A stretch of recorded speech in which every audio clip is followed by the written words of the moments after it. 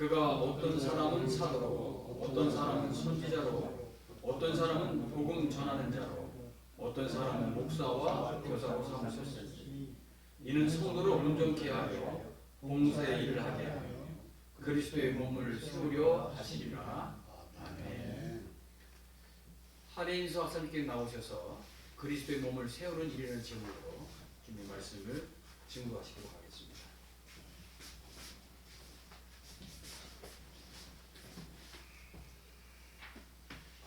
기도하겠습니다.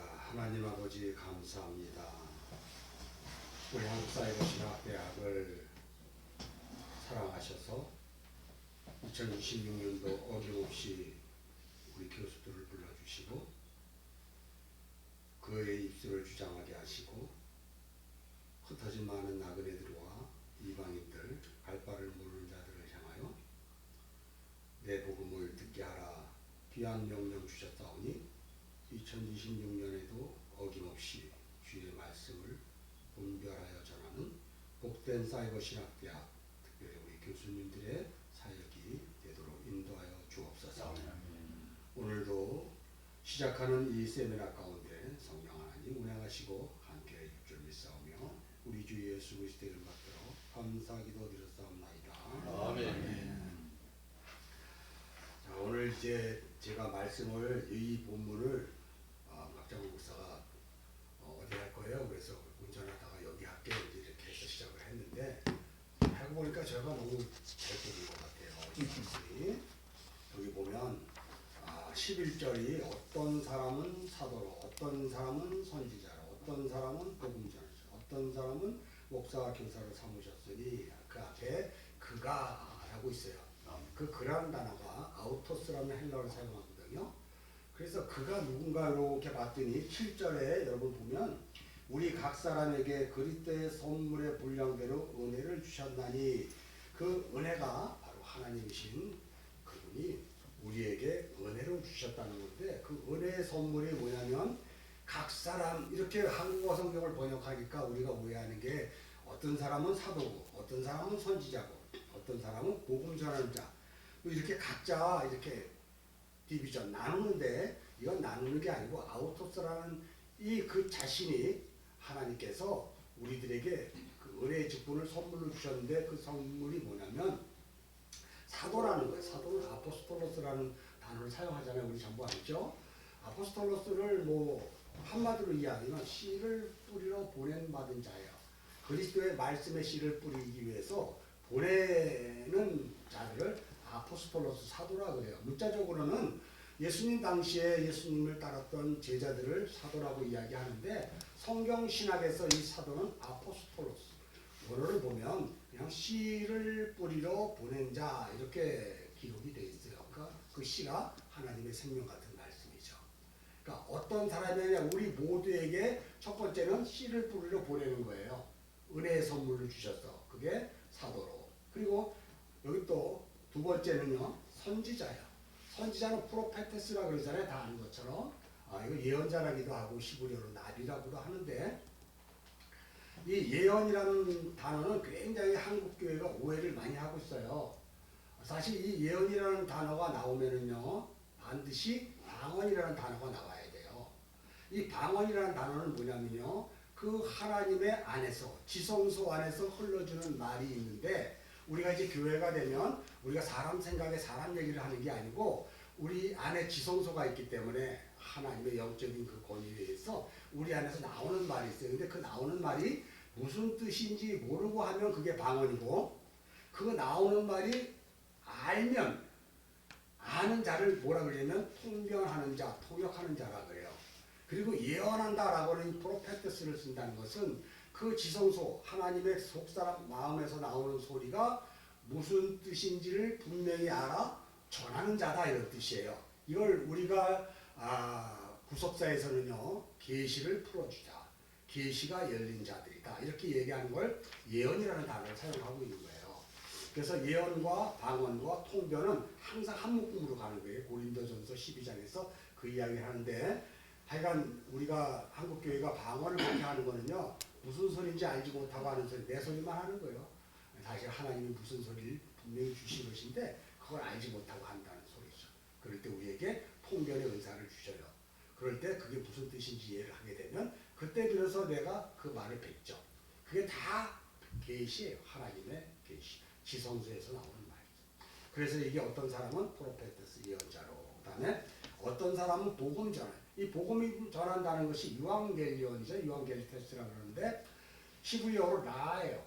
라는 뭘 이야기하냐? 풀을 뜯어 먹이게 하다 이런 뜻이죠. 그러니까 하나님이 씨를 뿌리러 우리를 사도로 보냈으면 그 다음에 예언하는 자로 계시의 말을 전하는 자로 보냈어요. 그러면 이제 그 복음 전하는 자는 뭐냐면 그 계시의 말을 생명 같은 진리의 말을 풀을 뜯게 해주는 자로 하나님이 우리를 보내셨다는 거예요. 자, 그 다음에 그렇게 되면 어떤 사람은 목사요. 목사는 포이맨입니다. 양 치는 자예요. 양들에게 꼴을 먹일 수가 있잖아요. 비로소 우리가.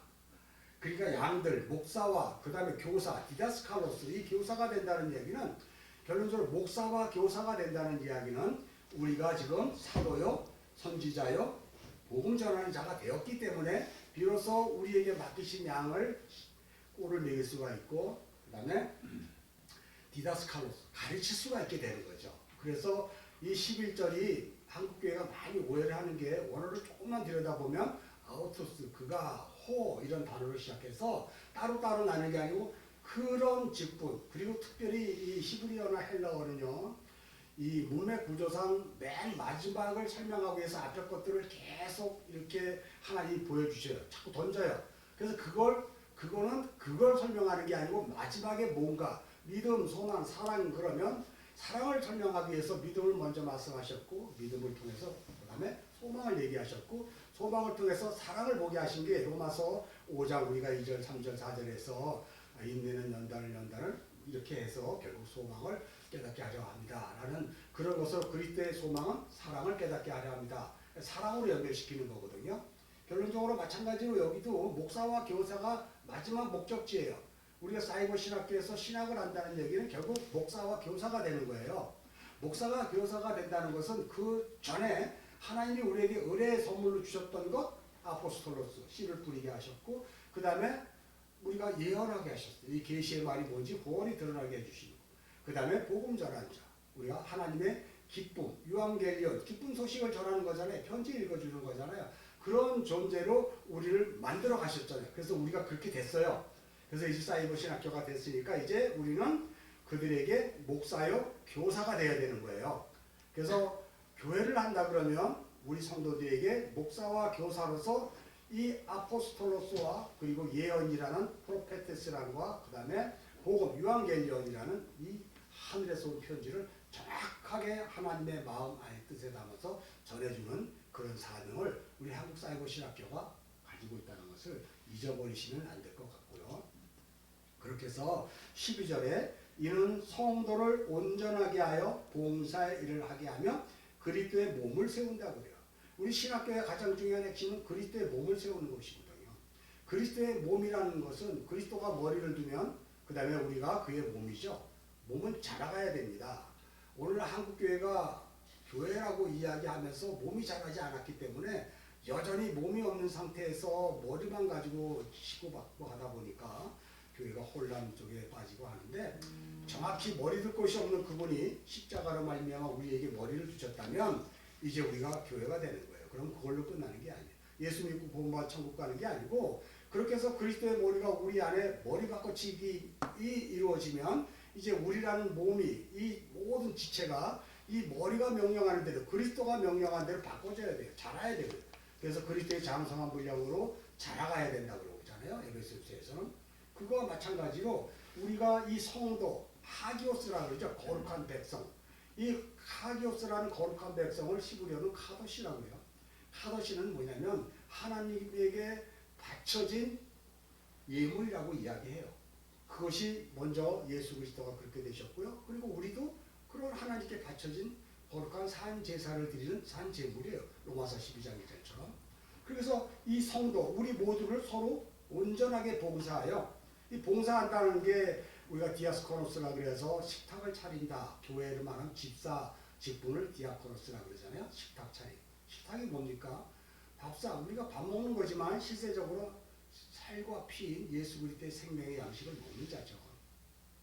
그렇게 해서 우리가 봉사의 일을 감당하며 그리스도의 몸을 온전하게 세우는 거예요. 그래서 우리가 목사요, 교사로서 포이맨과 그리고 우리가 디다스칼로스가 되어 이제 우리에게 맡기신 양들을 하나님의 장성한 분량으로 온전히 세워 그리스도가 머리를 두게 하고 우리가 그 머리에 의해서 하나님의 그 몸이 자라가는, 그래서 이 세상 어디에 있었든지 주가 주시는 평강 가운데로 그 삶을 샬롬으로 살아갈 수 있게 하시고, 그리고 그 모든 삶에서 성령의 은혜를 맛보는 그런 사람으로 하나님이 살게 하셔야 되지 않느냐. 그래서 오늘 우리가 세미나를 하면서 이제 오늘 하나님께서 온전하지 않은 가운데 이야기를 주신 것은 참 은혜다. 그래서 제가 잠시 살펴보니까 너무 좋았던 것 같아요. 그래서 우리 신학교는 모든 성도들을 성도의 그리스도의 온전한 분량으로 세우기 위해 우리가 먼저 목사요, 교사가 돼야 하죠. 그죠? 목사와 교사, 포이맨과 그리고 디다스칼로스가 돼야 된다. 그리고 우리 신학교에서 공부를 해서 이제 목사가 되거나 또 그 사역지에 나간 사람도 반드시 이 구절을 통해서 자기가 아포스톨로스가 돼야 되고 예언하는 자가 되고 복음 전하는 자로서의 성도들을 그렇게 가르쳐 나가야 된다 하는 것을 하나님이 주셨던 것 같습니다. 오늘 이 세미나뿐만 아니라 우리 사이버 신학교에서도 앞으로 이런 은혜가 있었으면 좋겠습니다. 기도하겠습니다. 하나님 아버지 감사합니다. 주의 은혜가 있어서 2026년도 첫 세미나를 이제 진행합니다. 앞으로 2026년에도 분기별로가 아니라 두 달에 한 번이라도 계속 이 세미나를 실행하여 우리 모두가 정말 하나님께 선물로 주신 그 놀라운 계시의 말씀을 목사여 또한 교사로서의 그 사명을 감당할 수 있도록 우리 모든 신학교 교수님들과 그리고 함께 이 신학을 공부하는 우리에게 맡겨둔 그 귀한 양들 성도들에게도 귀한 말씀 잘 전해서 그 삶이 그리스도의 장성한 분량으로 자라갈 수 있도록 인도하여 주옵소서. 우리 주 예수 그리스도의 받들어 감사 기도 드렸사옵나이다. 아멘.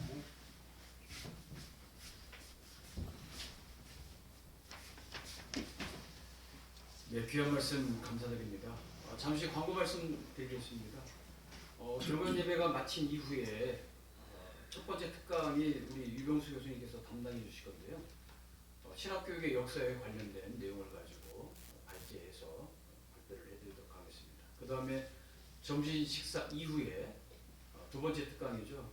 제가 신학교육의 개혁이라는 책을 1장부터 4장까지 발제를 해서 발표를 해드리도록 하고요. 이어서 제3특강은 우리 최종규 교수님께서 신학교육의 개혁에 대한 문제 5장부터 8장까지를 가지고 마무리하는 시간을 그렇게 갖도록 하겠습니다. 그래도 우리나라에서 내가 제일 부자예요 지금. 여러분들을 통해서 우리 지금 학장님 말씀하신 그 우리에게 주어진 하나님의 사명들이 이렇게 되기를. 아이 할렐루야. 이제는 우리 주 예수 그리스도의 은혜와 아버지 하나님의 큰 넓으신 사랑과 성령님의 사랑과 은혜가 하나님의 사랑을 전하고자 열정을 다하는 우리 귀한 종속들 위해 지금부터 영원토록 같이 있을지어다. 아멘. 감사합니다.